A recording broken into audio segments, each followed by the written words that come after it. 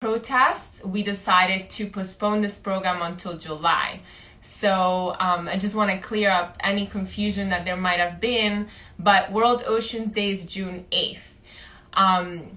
Anyways, today, this is our last panel of the Fashion X Oceans program.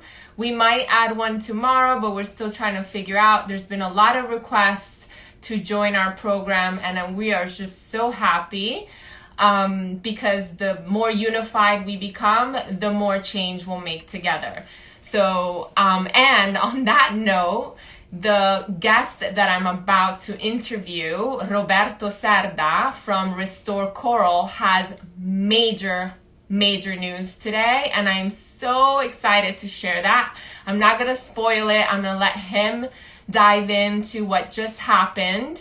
The major news was sparked by our conversations with through Fashion X Oceans, the program, and through the conversations I had with Roberto Cerda from Restore Coral, he got active right away. He started connecting the dots between coral and the fashion industry, and it just, it exploded. He just landed something that is so, I'm still trying to process actually, but that shows what happens when we come together. Literally, the energy of us uniting is what's gonna make a real change in this world, because if not, the earth is gonna shake us off, and unfortunately we have no other choice. And actually, I love unifying. I love community building. That's what it's all about. We have to help each other. We have to bond. We have to share our stories. We have to share our resources. It's the only way we're gonna survive as a human species. So on that note, I'm going to invite him soon. We still have a few minutes. We have 2 minutes. I really wanted to read what he sent me before he comes on, because I think it's extremely important. I'm so excited about what he's going to share. I want to say it, but I'm going to wait. So coral is a fashion symbol as we know it. Since the history of fashion, coral has been one of the biggest inspirations in fashion, from haute couture to ready to wear, shoes, bags, jewelry also especially. It's been everywhere, and that's why I'm wearing my vintage coral dress today for his panel in honor of Restore Coral and the conversation around coral. So I don't want to be late to get to him, so I'm going to read this. Coral is a fashion symbol, while most are unaware that it faces extinction. The same way arteries conduct blood to each part of our bodies to bring life and movement, the red coral emulates the structure of the arteries, and its red color, just like blood, comes from the presence of iron. It's a self-sufficient organism, and the life of not only the oceans, but human beings depend upon this ecosystem as well. We could very well call them the threads of life based on their visual structure. So beautiful. The oceans are like an alternative planet to ours, where ecosystems are so as complex as those on Earth, a visually rich world that throughout history has served as a fountain of inspiration to fashion designers and many artists around the world. Translating the marine world into fabrics and colors is an enriching practice for those of us who are dedicated to the textile industry. Coral is a resource where we can use each detail of its structure individually or as an entire reef. I love this. Gazes, satin, tulle, folds, transparencies, rhinestones, asymmetrical patterns, textures, and colors, mixes kinetic movements that hypnotize any spectator for the richness that corals and their reefs bring. At this moment, we take this ecosystem as a theme of inspiration. From Alexander McQueen, if you look at his collection in 2012, Deep Sea, to Iris Van Harper's collection 2020, Sensory Seas, all have been captivated by the sea of ideas that they can emulate through pieces confected in fabric through the masters of haute couture, not now only with the conventional materials like fabric. In 2020, we have seen how technology and innovation take life with digital printing, with silicone threads that allow the structures of Van Harper's fluidity and movement, just like marine organisms. However, coral reefs are in danger of extinction. This is where us as fashion designers, fashion innovators, and artists, visionaries, must be one step ahead. Not only using the ocean as inspiration any longer, but now fashion has to work in benefit to the oceans. It's an emergency, guys. It's an emergency. The ocean is dying. There's 97% of corals dead. Without the oceans, we die. So 70% of our oxygen comes from the ocean. We have to get this through our head. Just because we don't see what's underneath the ocean doesn't mean that it doesn't exist. We live as human, as a global human community, we live as if the ocean doesn't exist. But guess what? Majority of the planet is blue, not green. So just a little note there. Anyway, sorry, I got sidetracked. With runways and other events, as the textile sector, we can create awareness and find allies to fight against extinction, make fashion with purpose. Fashion reaches all consumers of the world. And if we are able to achieve that input of the industry and echo this awareness to the average citizen, to care about these ecosystems, we would be contributing our small part in retribution to the inspiration that has been granted for so many years in the fashion industry. So anyways, this is why I get so excited about the Fashion and the Oceans program, because we're connecting the dots, we're getting everybody together, and this is real action. So on that note, I'm gonna look for Roberto. Let's see, he's probably gonna on the I'm so excited to get, and let me pin him. Hold on. Oh shoot, I have to pin him. Okay. Okay. Roberto. I'm so excited to get it. Let me pin him. Hold on. Hold on. I'm changing. Did I follow on the right account? Perfect. There you go. Hello, everyone. Thank you for having me here. I'm on a little bit of a view. Wow. But I think we need a little bit of shade. So let me change positions. I love it. Mm-hmm.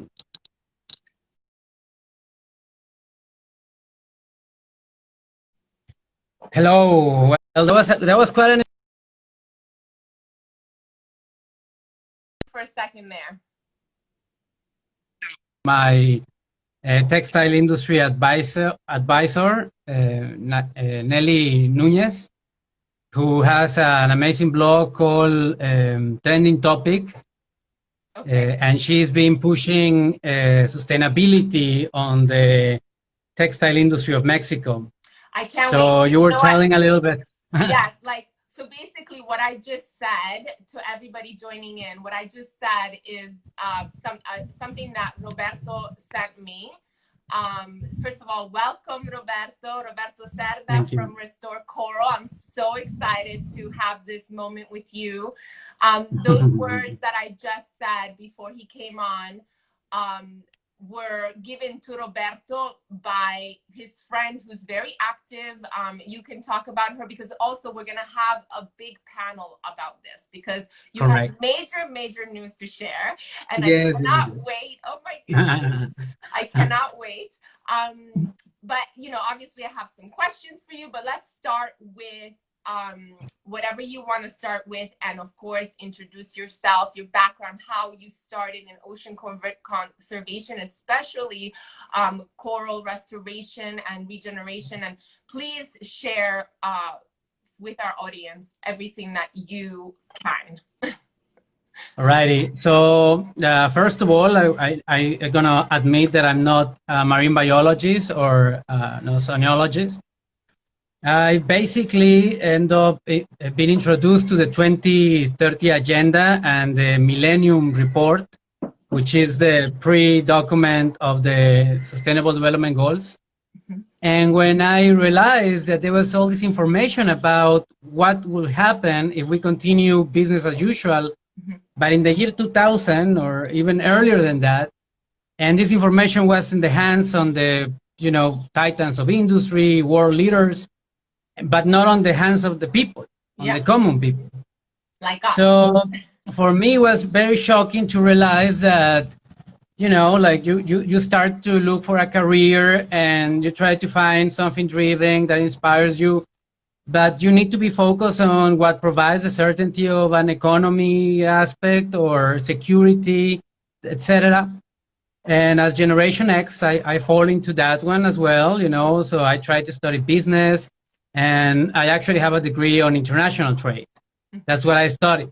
So I have a little bit of this sense of global economics and supply chains and basically, what has to be done to put a merchandise from one place, from extraction to, refinance into a final product into a consumer market. Which is essential. But when I realized, it's essential to this conversation, because you need to have that background and knowledge in order to make a change in the conversation that we are in right now. It's super important because people don't really know that from extraction to final product, there is a waste of about 80%. So in order to have this cell phone, oh my gosh, in the best of the efficiency, it will be 80% of material just wasted.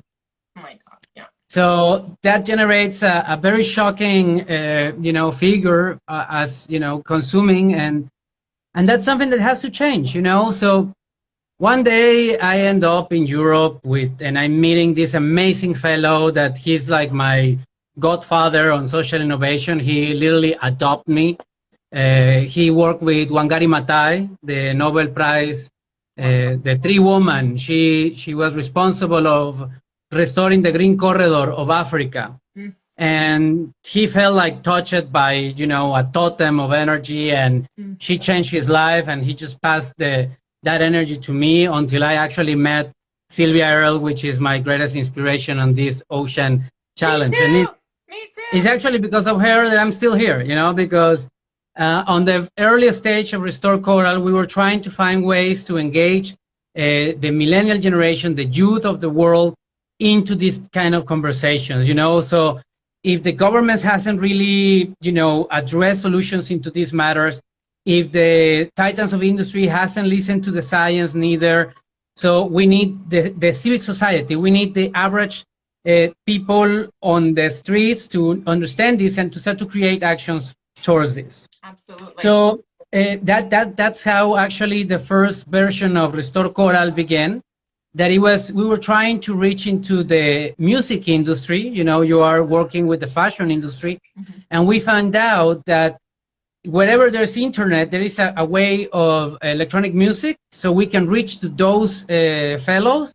And if we have enough ambassadors of a good cause, like restoring the Amazon, ending poverty in Africa, or restoring the coral, maybe we can generate a domino effect and moving civic society to that. And that will unfold on also the private sector and the public sector engagement.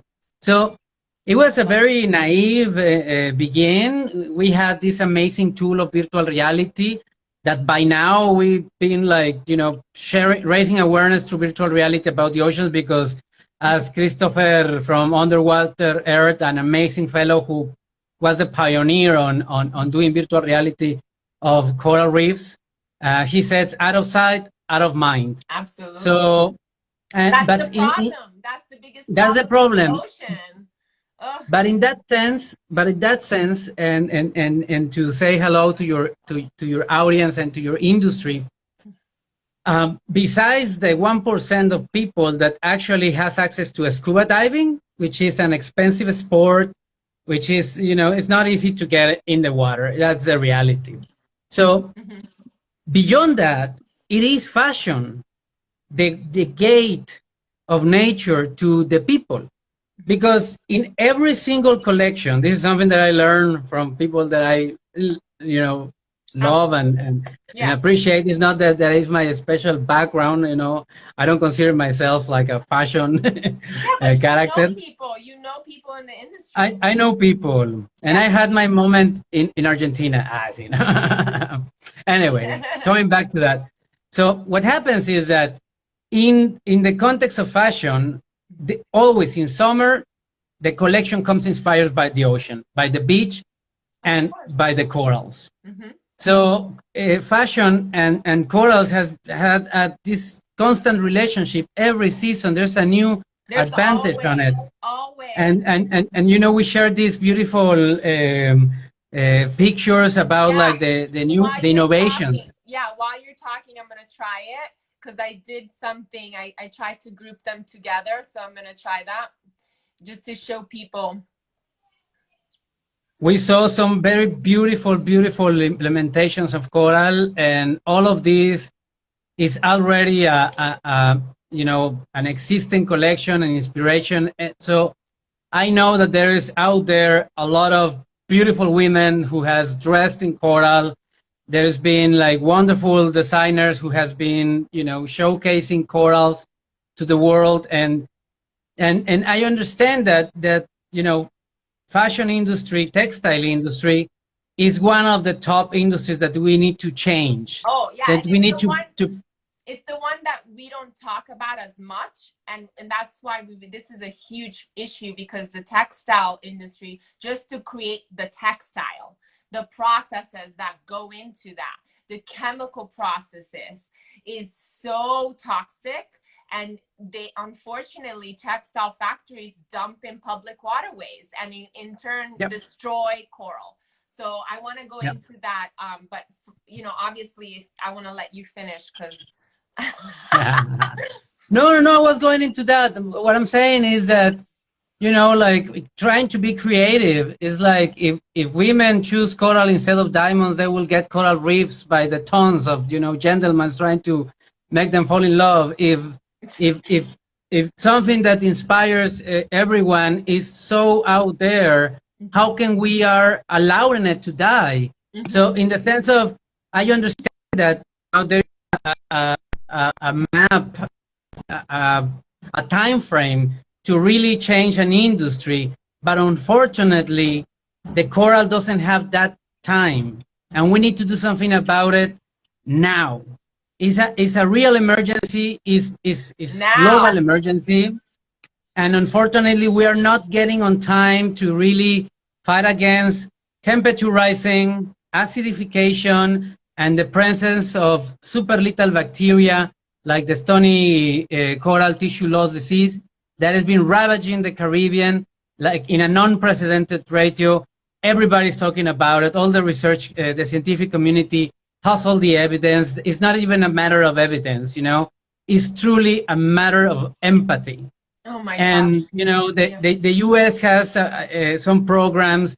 Latin America, we don't have that many programs to really rescue and secure. As Restore Coral, we are promoting to create a coral genome bank, basically an Ark of Noah, in which we can secure the species of coral and establish the foundations for regenerative design of underwater ecosystems through, coral genomics. Wow. Basically using the latest of the technology to cryopreservate in minus 195 degrees Celsius of liquid nitrogen as many corals that we can get. So when the hurricane stops, when we really make the change, when we stop temperature rising, when we stop acidification, when we are able to really find a way to cure the bacteria, then we can repopulate to the masses, and we can not only restore the corals that we have today, but maybe create new ones, and maybe aim to put corals in places where we never imagined. So it's been very interesting because I have this passion about like how can we incentivize and inspire people to care about coral. That's why I relate to fashion as a tool, as a mean to an end. No, we And need then the fashion industry to come in definitely. and really take responsibility for the ocean devastation that has occurred through the fashion industry. And I think that they will. I think that the fashion industry is ready to take this on. I think that, you know, but you know Valentino from Arcadia Earth? Yeah, Valentino told me one time, he told me once, like, he wanted to create something beautiful that brings, you know, hope and inspires people to take action. And I remember that because I think fashion is one of those, you know, besides the filmmaking, the, you know, like the audiovisual industry, I think fashion has that capacity because fashion believes in beauty. Absolutely. And just by the pure statement of, hey guys, we're going to lose the most beautiful thing on the water, you know, in our lifetime. Corals are the jewelry of the ocean. They are the beautiful, somebody said something amazing I'm going to read right now. They said coral are floral garden of the ocean. I mean, coral, we cannot lose coral. And is it true that 97% of coral is dead? Is this true? It's a projection to 2030. Okay. It's not I was freaking out. There yet. Okay. But I can tell you something very scary. By now, we have lost 90% of all of the hard coral in the Mexican Caribbean. Wow. We are struggling to find pillar corals, brain corals, because right now we are actually getting into the spawning season when the corals has sexual reproduction. Yes. And it's a beautiful event that happens when the full moon is just on the right place, and all the coral has a massive orgasm, and it's just like the biggest party on the ocean ever. Wait, what? And you know, Wait, can we back up for a second? Coral? Okay. So what do you know about Tantra? So imagine like the best Tantra, you know, opportunity happening in the ocean, in this like symbiotic being, like extended, you know, from the coral that is in the shallow waters to the deep sea coral, and suddenly the moon and the planet is in the perfect alignments, and everything just, whoa. Wow. But now we are actually talking about being able to face the last spawnings of the coral, the last opportunities of having sexual reproduction.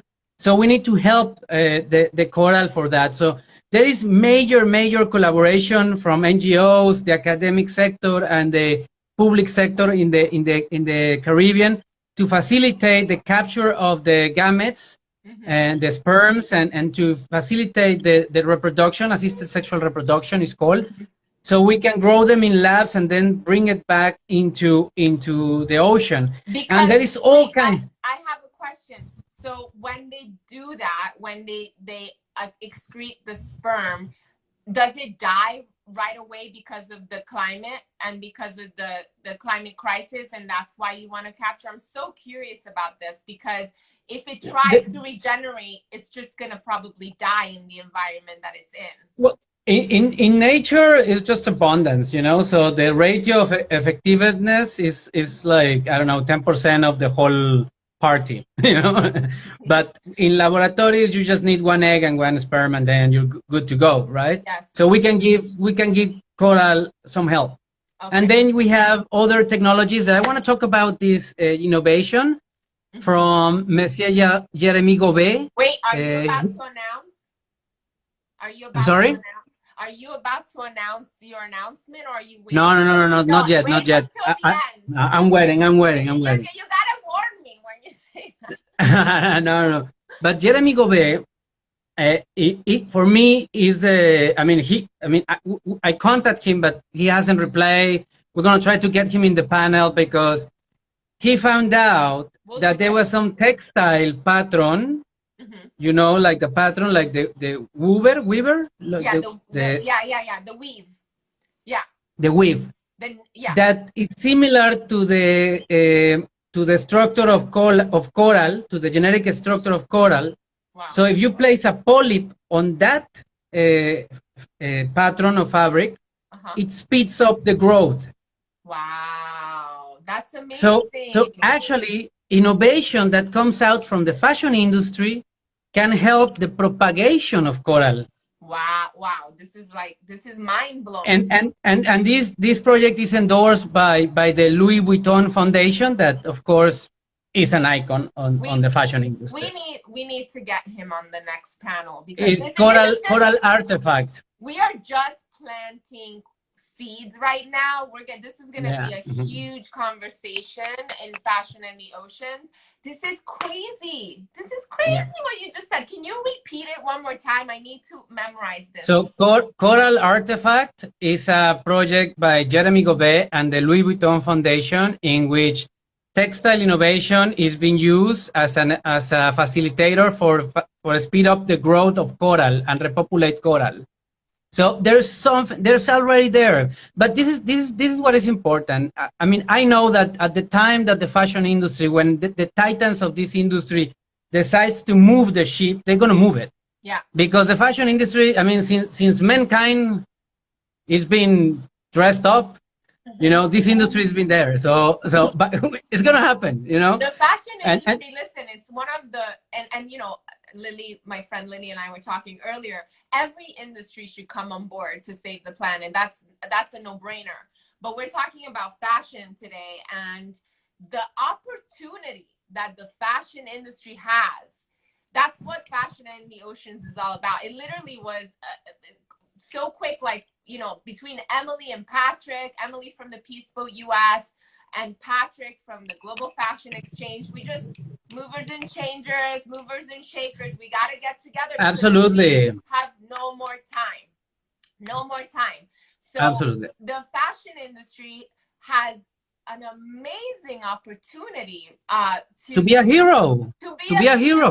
Could you imagine to be a hero? Yeah. But be a hero, you know. Yeah, I don't want to. It's a fashion emergency. Yeah, you can't. You can't let coral die. Be a hero, you know. Yeah, exactly. I don't want to mention fast fashion brands, but I can't help it because, you know, their worth is billions and billions. But could you imagine if Zara and H&M? Please, Amancio, tío. O sea, Amancio, tío, aquí te compramos todo. O sea, aquí en México le compramos todo a Amancio. O sea, Inditex. Do you imagine if Inditex got behind saving coral? No. This is the work that we have to fight for. And let me tell you something on top of that. You know, deep sea exploration is very expensive. Yeah. Space, Mars colonization is very expensive. Of course, changing the course of the fashion industry will be expensive. Yeah. But securing coral for the next generation, for the challenge that is coming, no matter what we do today, is going to come anyway. Yeah. Acidification is happening. Yeah. Temperature is rising. Yeah. My son, you know, bacteria is out there. My son says all the time, Mommy, I'm happy that everybody's researching about space, but there's so many problems here. Why are we going outside the world to find things when we have so much to fix here? I mean, it's 9-year-old. I think we should do both. I agree. I agree. And when it's red alert and it's an emergency, we should all be focused. Let's fix corals in this planet, and then corals in Mars all the way, you know, and take all this beautiful design on spacesuits and make them, you know, glamorous, and bring all that beautiful energy that the fashion industry has as a force of change, you know, because that's what we need.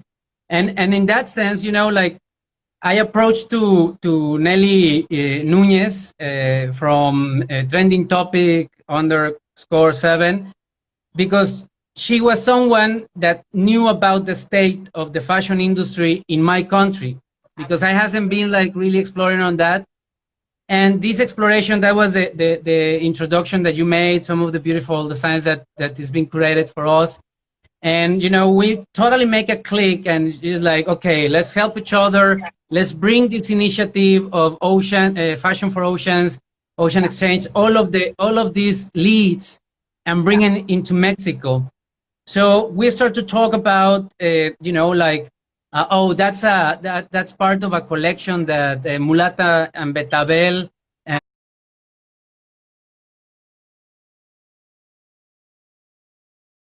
and they make that this beautiful.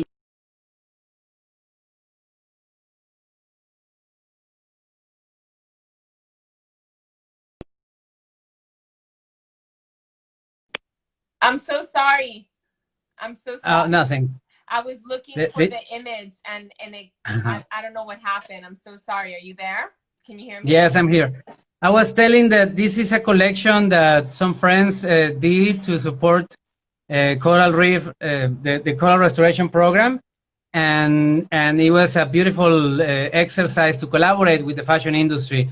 So taking this into a larger scale is gonna have a wider effect. So we already inspire people. We already, make a revenue share for the artist and for the fashion brand, and we support the coral restoration through this action. So we can imagine large scale collaboration for this. And as I was saying, when I spoke with Nelly, and like she was like, boom, I've been trying to push this because the reality is that today might not be a sustainable fashion. Yeah. Because even if you change a process, it still generates an impact. So we still have a way to go. And she talked to me about the opportunity with this COVID-19 and the space that we need to take. Maybe virtual outlets, like virtual reality outlets that create products on demand, collections and push that into the market, it will be a solution. Mm-hmm. But she started to go deeper and start to explain me, in Mexico, there is basically families from Lebanon and Jewish families who's been in the textile industry for many generations. Mm-hmm. And, they represent like basically a big percentage of this industry located in Mexico State, mm-hmm. Mexico City, and Puebla. La Puebla. And in those places is where the jeans are washed and all that water goes into the rivers, and those rivers goes into the lakes. And then I was like, wait a minute, I just had someone who does, water quality monitoring through satellite on large bodies of water. Okay, wait, so you're going into... So wait, I want to pause 1 second. Roberto is about to announce something incredible, and the power of activation when people come together and the result of communicating together so that we can create change together. So go ahead, please, Roberto.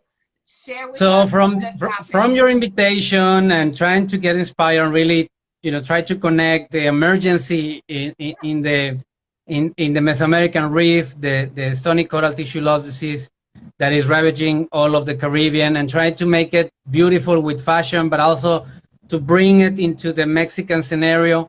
And suddenly, Nelly came with this information, and we were looking at the rivers, mm-hmm. where there is more impact on these industries. Mm-hmm. And then we talk with the specialists on satellite monitoring of large bodies of water, with just the electromagnetic spectrum of a photograph. He can understand different properties. Wait, what's this technology called? What's this technology called? It's basically is satellite photography, mm-hmm. satellite monitoring, mm-hmm. but there is a specialty to interpret color, because with the presence of some elements, water neither sucks the light, mm-hmm. or reflects the light, mm-hmm. or generates a temperature change if there is activity or turbulence in the surface. Uh-huh. So you connect that with he creates his own algorithms and finds ways to even make projections to the future. Wow. Dr. Jose Hernandez. And I met his technology. And he's in Puebla, Mexico. He's from Puebla, Mexico. No. He's from I think he's from Toluca, but he's Mexican. But I met him because I invited him on a different panel. And when he showcased how his technology can help to monitor coral reefs and other bodies of water, underwater ecosystems, but also bodies of water. And when I was having this conversation to get ready for this panel, so we give him a call. And it was like, hey, Jose, we're doing this. Do you have anything on this matter? And he was like, yeah, actually, my thesis, it was specifically about the River Santiago, where all the jeans industries are, and here's the image, here's the study, and I'm like, I mean, this information needs to be on the hands of someone with authority, right? Oh my God. So I dig on my contacts, and I found that I have the contact of Senator Raúl Paz, who is the president of the Commission of Water. Woo! Okay, so on the legislative power, his duty as a public service is to secure the water resource for the citizens. Yeah. So, I call him and I was like, this is happening. We had this panel. Right? Yesterday. No, today. Oh my today. gosh. Wow. So today I call him and I explained that, there was Fashion for the Oceans event in June, but, Black Lives Matter happened, so we postponed it. And I told him the story and I was like, you really need to meet this guy who has this technology, because he told me that has the water studies of Bacalar, which is the most important, aqueduct in the Caribbean region. Wow. It turns salt water into sweet waters within 2 weeks. Wow. It's phenomenal. It's unique. And there is stromatolites. Stromatolites is the great-grandparents of the corals. Before there was oxygen in the planet, there was stromatolites. They were the first beings to come from the bottom of the ocean to the surface of the earth. Oh my goodness. Just by creating oxygen bubbles on themselves and just floating out.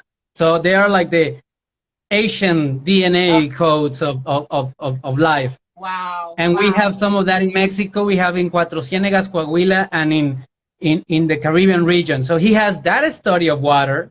Wow. He has the Chapala Lake. Chapala Lake is the second biggest lake of Latin America. Wow. Is the largest lake of Mexico. Wow. So it's the Titicaca River, the Titicaca Lake, and then is the Chapala Lake. Wow. And there is major activity, agronomous activity, and there has been like health issues reports even on these matters, on the water quality. Well, so this Dr. Hernandez happens to have already the eagle eye, the rabbit on the moon. What you needed, what you and the senator needed. So I spoke with Senator Raúl, and he told me, Roberto, this is super serious and important for us. I mean, we are considering water quality as a national security matter and a transversal agenda of all public policy making. And we need to have these studies and research.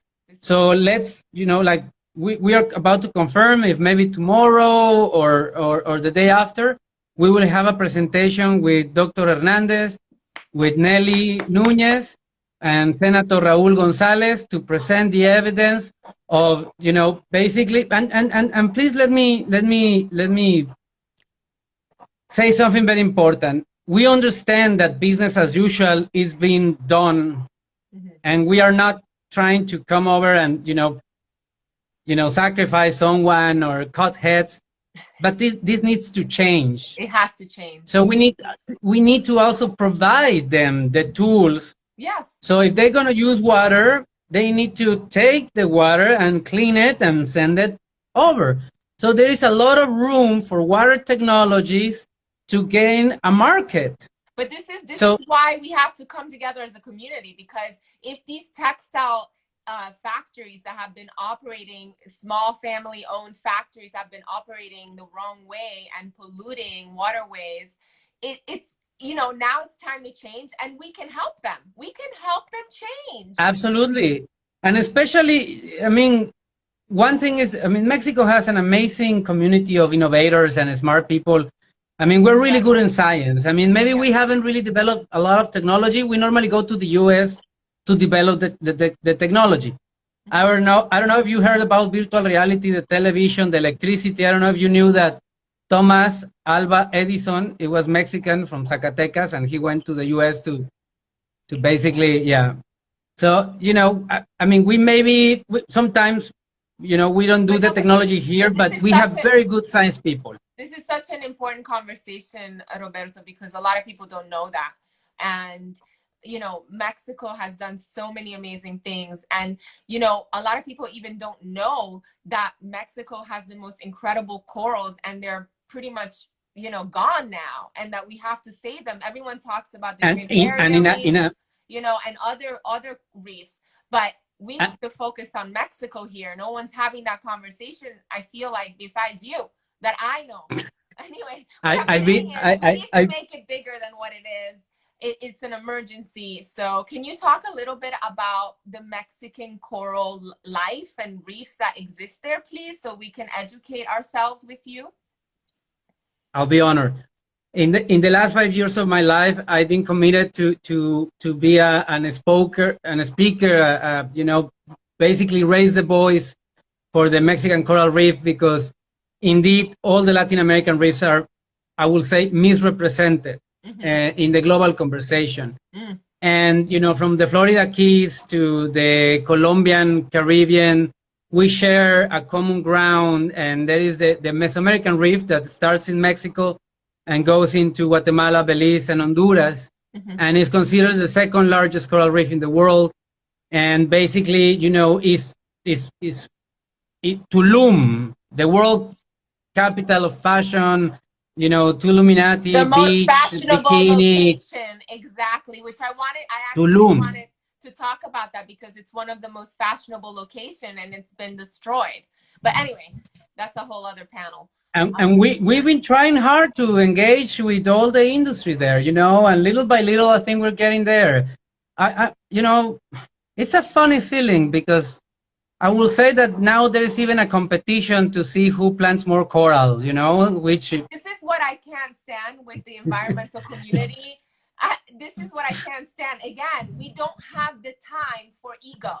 Like, this is a red alert. We have to join forces, all of us, all the NGOs, with activists, artists, fashion industry, the fishing industry. Everybody has to come together. And I know that's a very challenging thing, but definitely we can't compete. We can't compete with each other. In 2018, I met someone that approached to me with the statement of having the Great Barrier Reef Alliance.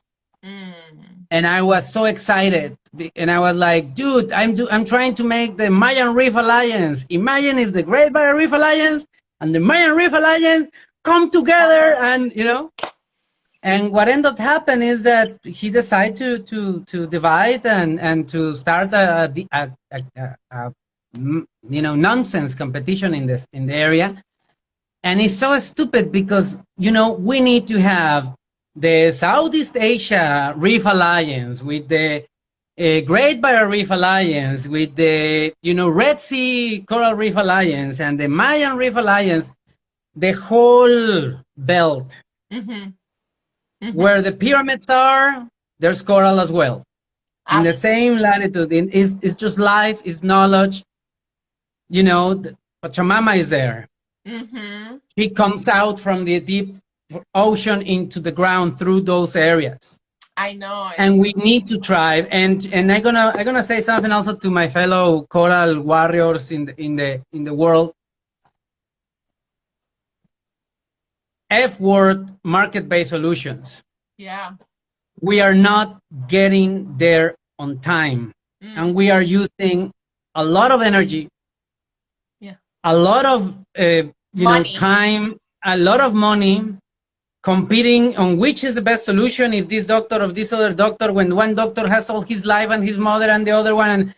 we don't know who science to listen. You know, it's so stressful. It's so overwhelming, and that's why individuals don't even get involved. You know, activists. And we need champions. We need champions. We need champions. We need Richard Branson here. We need, you know, Gila Liberté here. We need, I mean, Bill Gates, thank you for doing the COVID vaccine, but what about putting some cash on the coral? I mean, I don't know about Bill. I'm just saying, but you follow my thought. No, I mean, there's so many. I mean, Elon Musk, give me a break. I mean, you had a fashion, you had a model wife, you have a musician wife now. I mean, dude, you're going to Mars. You have the save the coral. You know. Why are you going to Mars? You should be going under the ocean. Elon Musk, we need you. And so let's all tweet to Elon Musk to save the coral. You know, we need Vladimir Putin to save the coral. You know, let's get extreme on this matter. You know, because I swear, I've been engaged. You know, I passionately try to bring, you know, from automatization and, you know, robots to plant coral to blockchain to bring security to finance this, to, you know, coral genomics, to, and of course all sorts of coral restoration techniques. And it's just not, we as humans trying to plant as many coral, trying to stop water to warm up, we can't. We can't. We can't. I mean, there's really no physical ability. So there is amazing projects of underwater ecosystem regeneration. There is amazing progress on speed up the growth and assisted sexual reproduction. 100% sure that if we put all of that innovation with all the innovation on water technologies, because the problem is the water quality. It doesn't matter how much coral I plant, if the water quality doesn't improve, we are doomed. Because the water chemistry has changed indefinitely. So this is how coral and water blend, and this is why our news is so important. At least for me, you know, I'm like, you know, we're here for you, Roberto. We're popping up champagne. We're like, yeah, ocean warriors, yeah. No, but because somehow we're gonna spread your message far and wide as much as we can, because this is one of the most important conversations, if not one of the most important conversation, in my opinion, during our program. Okay, because these are things that are not being shared. We are not hearing more about this. You know, there's great articles being written. There's other things happening with, you know, scientists, like you mentioned, all this technology, all this money, but it's there. It's there for us. I'm telling you, it's there. It's there for us to tap into. But if we don't act as a people, as a unified people, there is no way we're gonna get there. And you know, whoever wants to join us, I'm going to spread this far and wide. Let's build a coral coalition within Fashion in the Oceans, and really let's go after the big guys that can help us. I don't care absolutely who you are. I don't care who you are. If you're an amazing politician like your senator that you reached out to, and the science, everyone is welcome. The technology, radical inclusion. Absolutely. Oh, I love that. Radical inclusion. Radical inclusion. Burning Man. Let's save the coral, Burning Man. I've never been, actually. I really wanted to. You're gonna love it. let me share a thought about that. Okay. You know, when the community. We only have about 10 minutes. I think the Zoom. Perfect. I don't need more than that. Okay, because I think the IG is gonna cut us off. Just FYI. When the community engage on the Ocean Challenge, by now we have developed more innovation that, you know, decades. When COVID-19 came, the makers community, the international maker community, thrive and start by, you know, with the leadership of David Cuarteles, founder of Arduino. You know, makers from all over the world get together and start to experiment with 3D printing and other technologies and generate more advances on the, you know, innovation and research and development sector. than in decades before. Mm-hmm. We already have the technology to change all the plastic in the ocean into energy. It's a matter of will. Yeah. And will is a very important word. If we acknowledge that, you know, human experience embodies awareness and will, and if human experience is only possible through life form, and life is mainly 99% light particles of water and 1% solid particles of water, which makes 70% of your body weight water and 30% solid. We only share water. Water is the elixir of life. Without water, there's no life. I know. And we are privileged to have water in this perfect state that can go and turn into so many beautiful forms until it lives in the dinosaurs and in your body and your children's body. Because if we share something, it's not culture. It's the water in our bodies. Wow, I just got goosebumps. Since the genesis of this planet. So I cheer to everyone and I celebrate the awareness and the synchronicity that brought us here. Thank you, Giada. This is just the start, Roberto. I know. I'm not stopping. We are not stopping. We are going full on, and I'm so happy that you are going to be an ally within the Fashion and the Oceans crew, and we are welcoming everyone as a red alert emergency call to action to make change happen for real. We need politicians, we need scientists, we need the entire fashion industry to pay up and pay back the environment for all the destruction that they've done with all the billions of dollars. We already know. We already know all the mission dependent components. We already have them. Yeah, we have all different solutions. They're all there. Pick your favorite. Just take a stand. And I call upon the champions of the fashion industry that have been creating so many beautiful things, and there's so many beautiful humans embodying these beautiful creations to take a stand for the coral. It's time to give back. So we need to secure the resilience of the placent of life. Like I one day I had the honor to meet with a labor woman, like a medicine woman that brings children to the world, but is not a physician, like a doula. And she showed me a placent, and when I saw it, I was like, dude, this is like it's a space machine, like a portal that brings, like information, and suddenly a whole body is created there, and then consciousness goes in there. But it looks like coral. I swear to you, like if you go to the deep sea coral, it's like the placent of life. Okay, you're gonna make. So we need to honor life. You're gonna make me cry. You're gonna make. To all the mothers of the world, we need you. Take leadership, please. I love your passion, your activism, your work, Roberto. Please, everybody, follow Restore Coral.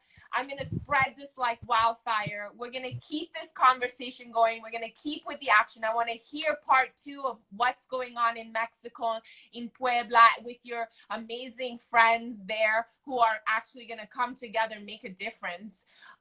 Absolutely. Please keep us in touch with that. Absolutely. Specific announcement that you made. We're going to have a part 2 panel with everybody else that we mentioned on this chat. I am so grateful to you, Roberto. You are an amazing champion for the corals. And please, everybody, whoever wants to get involved, reach out to me or Roberto or whoever in the Fashion X Oceans crew. We are there for you if you want to get involved. And we will be sharing this nonstop until I am done with living on Earth. Let's do it. Big kiss, and thank you so much. Thank you, everyone. Thank you, everyone. Thank you. Bye. Bye.